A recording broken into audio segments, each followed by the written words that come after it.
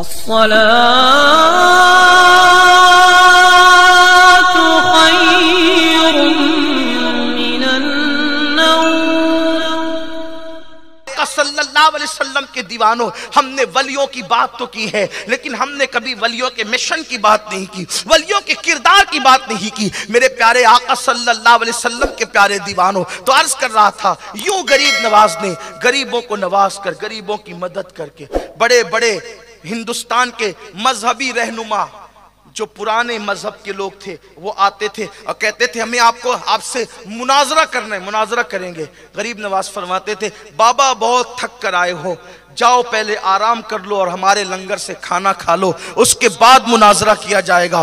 آپ کے کردار سے اتنا متاثر ہوتے کہ مناظرہ کرنا بھول جاتے، کلمہ پڑھ کے مسلمان ہو جاتے۔ یہ سرکار غریب نواز کا، بلکہ غریب نواز کے ہاتھوں پر جناتوں نے، دیو لوگوں نے کلمہ بھی پڑھا ہے۔ ہاں میرے خواجہ کی شان یہ ہے، دیو تک نے کلمہ پڑھا ہے۔ غریب ایک ہندوستان میں انا ساگر کے کنارے جنات کھڑا رہتا تھا، قد آدم سے اس کا قد بہت اونچا تھا، اور وہ کھڑا رہتا تھا، لوگوں سے بات کرتا تھا۔ ہندوستان والے جب جنگ میں سب سے ہار جاتے تو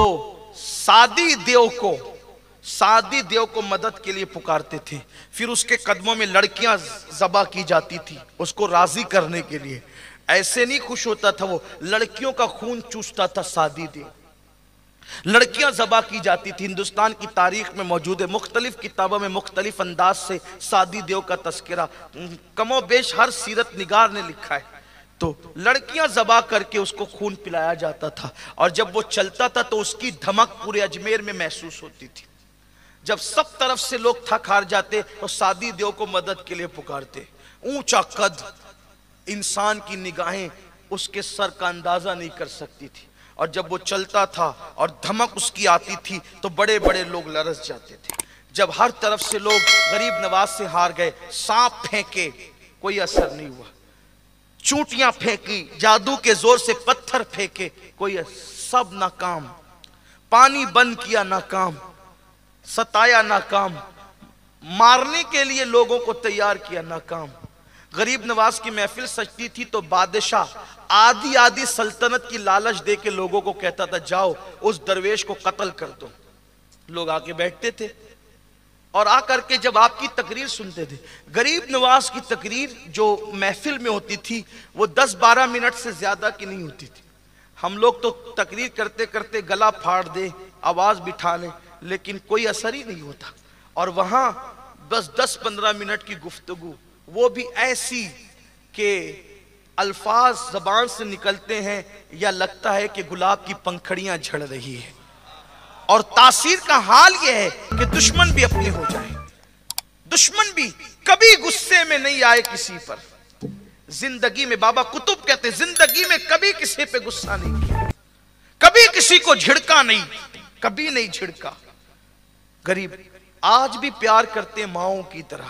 میں نے کسی آستانے پر رسول اللہ کے آستانے کے بعد کسی آستانے پہ اتنے لوگوں کو روتے نہیں دیکھا جتنے میرے خواجہ کی چوکھٹ پہ روتے ہوئے دیکھا۔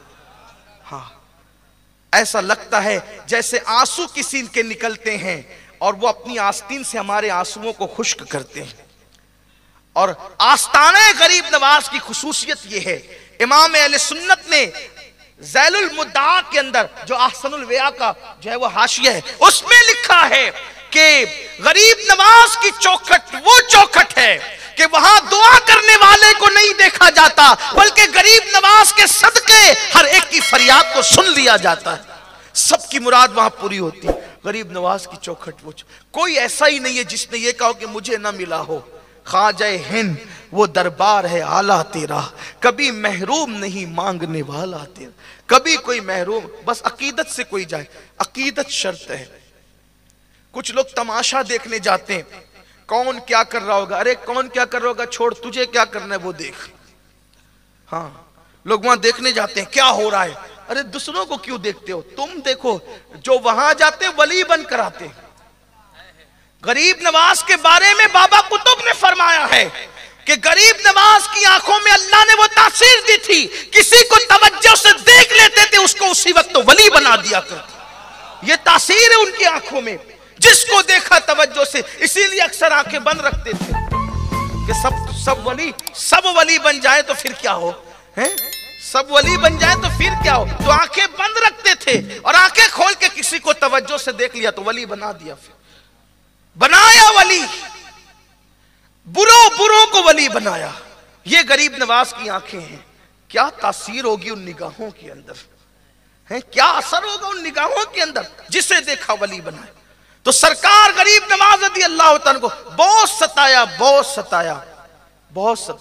سرکار غریب نواز صرف پیار اور پیار، پتھر پھینک رہے ہیں پیار دے رہے ہیں، سانپ پھینک رہے ہیں پیار، اور کرتے کیا تھے بس اتنا ہی، آیت الکرسی پڑھ کر ایک دائرہ کھینچ دیتے تھے، بس کوئی جادو اثر نہیں کرتا۔ مطلب مسلمانوں کے پاس آیت الکرسی اتنی پاورفل چیز ہے کہ اگر کوئی آیت الکرسی پڑھے تو بڑے سے بڑا جادو، جے پال کا بھی جادو اثر نہ کرے۔ آج ہندوستان میں جتنے جادوگر ہیں وہ جے پال سے بڑے نہیں ہیں، بہت بڑا جادوگر، 1500 چیلے تھے اس کے، جادوگر چیلے 1500 تھے، ہرن کی کھال پہ بیٹھ کے ہواؤں میں اڑتے تھے، ایک آیت الکرسی کے آگے سب زیر ہو گئے۔ اب آپ کہیں گے آیت الکرسی تو ہم بھی پڑھتے ہیں لیکن کوئی اثر نہیں ہوتا، بات اتنی ہے، لذت چائے میں ہے کہ زبان میں؟ ابھی تک لوگ یہ فیصلہ نہیں کر سکے۔ لذت کبھی سوچا؟ چائے میں، اگر چائے میں لذت ہوتی تو انگلی ڈبونے پر لذت کیوں نہیں ملتی؟ کبھی سوچا؟ کبھی دھیان دیا؟ اگر لذت چائے میں تھی تو انگلی ڈبونے پر چائے کی لذت کیوں نہیں ملتی؟ پیر ڈبونے پر چائے کی لذت کیوں نہیں ملتی؟ تو کہا لذت چائے میں نہیں ہے، زبان میں ہے، تو پھر پانی پینے پہ چائے کا مزہ کیوں نہیں آتا؟ بھئی پانی پیو تو چائے کا مزہ کیوں نہیں آتا؟ شربت پینے پہ چائے کا مزہ کیوں نہیں آتا؟ اور پتا چلا نہ مکمل لذت زبان میں ہے نہ مکمل لذت چائے میں ہے، جب چائے اور زبان دونوں ملتے ہیں تب مزہ آتا ہے۔ تو اب قرآن تو بالکل پاورفل ہے لیکن اس کے لیے معین الدین کی زبان بھی چاہیے۔ وہ زبان کون سی جو غیبت نہ کرتی ہو، وہ زبان کون سی جو گالی نہ دیتی ہو۔ وہ آپ کہیں گے چائے میں لذت ہے تو ٹائیفائڈ والوں کو چائے کڑوی کیوں لگتی ہے؟ جب لذت چائے میں، ٹائیفائڈ والوں کو میٹھی چائے کڑوی کیوں لگتی ہے؟ پتا چلا زبان خراب ہے تو چائے بھی کڑوی لگتی ہے۔ تو زبان بیمار ہو جائے تو چائے کا مزہ نہیں آتا، اور جب زبان روحانی طور پہ بیمار ہو جائے تو پھر قرآن کا وہ مزہ نہیں آتا جو مزہ اللہ والوں نے اٹھایا ہے۔ اپنی زبان کو اچھا کرو، اپنی زبان کو پاکیزہ کرو، آؤ زبان کی حفاظت کریں۔ تو قرآن ہے، آیت الکرسی پڑھ کے دائرہ کھینچا۔ میں کہتا ہوں مسلمان کو کسی کے پاس جانے کی ضرورت نہیں ہے، کوئی بابا، کوئی تعویذ، کوئی یہ اتنا بڑا سب کچھ قرآن کے اندر سب موجود ہے۔ میں تو کہتا ہوں صرف بسم اللہ ہمارے لیے کافی ہے، صرف بسم اللہ کے 19 حروف ہیں، جو بسم اللہ دل سے پڑھے جہنم کے 1900 دروازے اس پہ بند ہو جائیں۔ تو بسم اللہ جب جہنم سے بچا سکتی ہے تو دنیا کا کون سا وبال ہے جو جہنم سے زیادہ سخت تر ہے؟ لیکن کوئی آئے تو صحیح، ہم تو مائل بکرم ہیں، کوئی سائل ہی نہیں، راہ دکھلائے کسے راہ رہے منزل ہی نہیں۔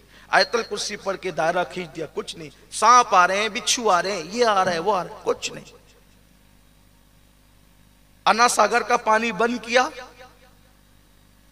تو آپ نے پورا وہ اٹھا کر کے ایک کوزے میں بھر لیا۔ مشہور روایتیں، میں اس کی طرف نہیں جاؤں گا، سنتے سنتے بچے بھی جوان ہوئے اور پھر بوڑھے ہو گئے، اب اس کی طرف کیا جانا جو آپ کو یاد ہے۔ ذرا دیکھو اللہ والوں کی محنت ہے۔ تو محفل کے اندر بہت سادہ گفتگو ہوتی تھی، بہت ایسا لگتے جیسے پھول جھڑ رہے ہیں، لیکن بات دل سے نکلتی تھی، دل میں اترتی۔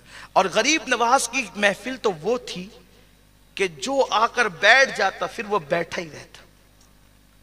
میں سوچتا ہوں جب ہم لوگ ان کا بیان کرتے، ان کی زندگی بیان کرتے ہیں تو عاشقوں پر ایسی مستی چھا جاتی ہے۔ ان کی زندگی میں یہ تاثیر ہے تو خود جب وہ بیان کرتے ہوں گے تو تاثیر کا عالم کیا ہو۔ رائے پتورا نے غریب نواز کے خلاف آدھی سلطنت کا لالچ دے کر ایک شخص کو، جوان کو بھیجا کہ جا اور اسے قتل کر دے، اس درویش کو۔ وہ آ کر بیٹھا رہا، لوگ بیان سنتے رہے، بیان سنتے سنتے محفل ختم ہوئی، لوگ اٹھ اٹھ کر جانے لگے۔ غریب نواز نے سب کو رخصت کیا، وہ بچ گیا۔ فرمایا بابا سب کا کام ہو گیا، اب تم جس کام سے آئے تھے وہ کام کر لو۔ تم جس کام سے، دیکھو قاتل کو قاتل کو مہلت دی جا رہی ہے. ہم قاتل کو دیکھ کے ڈرتے ہیں میرا کیا ہوگا. ولی وہ نہیں ہوتا جو میرا کیا ہوگا سوچتا ہے.